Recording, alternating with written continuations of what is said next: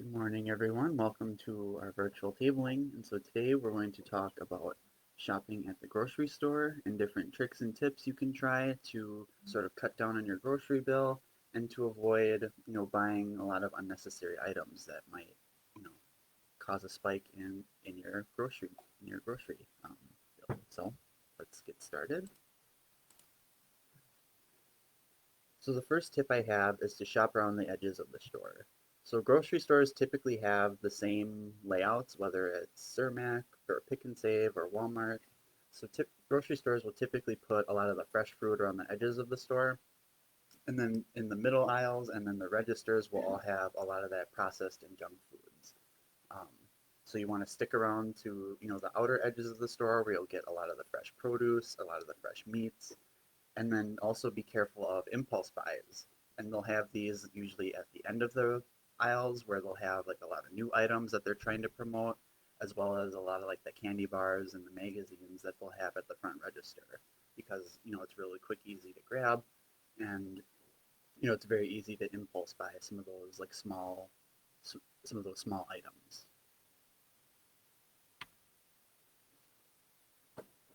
Another tip we have is don't go grocery shopping when you're hungry. So the hungrier we are, the more likely we'll tend to buy impulse, like a lot of that impulse buys and a lot of the junk food just because we're really hungry, and we kind of look at maybe a box of like a box of mac and cheese, and then we kind of think to ourselves, ooh, that would be really good right now, and so we tend to just buy it when we don't necessarily need it. And so it's a good idea to have either like a small snack, or if you eat like or if you eat a full meal before heading to the grocery store, so that way you're not as hungry. You can kind of think about like, okay, what do I really need to buy? And you'll be less likely to make a lot of those impulse buys and buying all that junk food, which is not good for our health.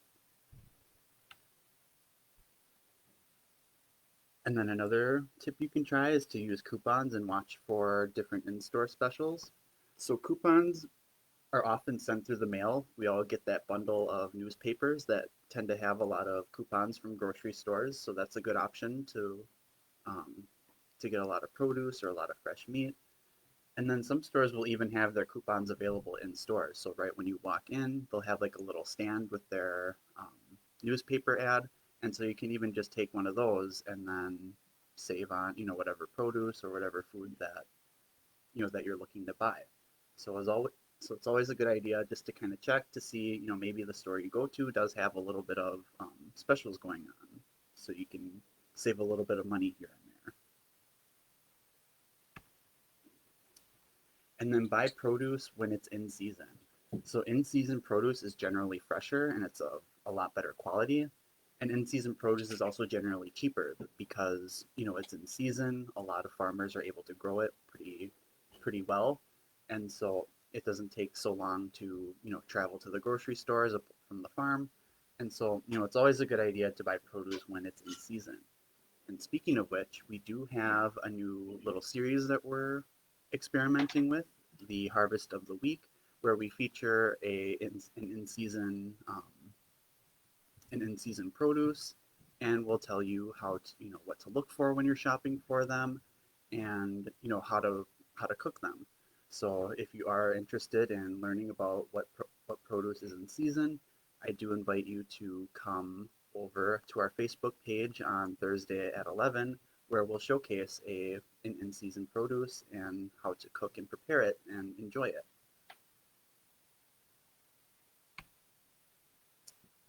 And then also, you should limit what you can carry on purpose. So limiting what you can carry forces you to kind of prioritize what you want to buy. So if you're carrying around a basket instead of a cart, I mean, you can only carry so much in the basket. And so you're forced to kind of like tell yourself like, okay, what do I really need to buy at this time? And then in addition, if you're taking the bus or if you're walking to the grocery store, if you purposely limit, what you carry, there's less bags to manage. And then this is also a good opportunity to also try one new food each week, um, because you're not buying a whole bunch of stuff as opposed if you had a cart, and so it gives you like a smaller um,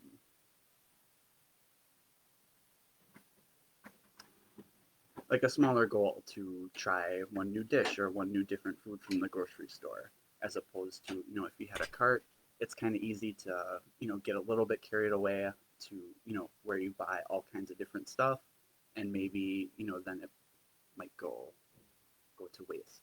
So, always, if you can, always try to limit what you can carry because, again, it kind of forces you to prioritize. And then, as always, read your food labels. So always look if you're in the grocery store and you do have to, maybe buy, different, different boxed foods. Always look to see on the back of the label if they're meeting your nutrition needs.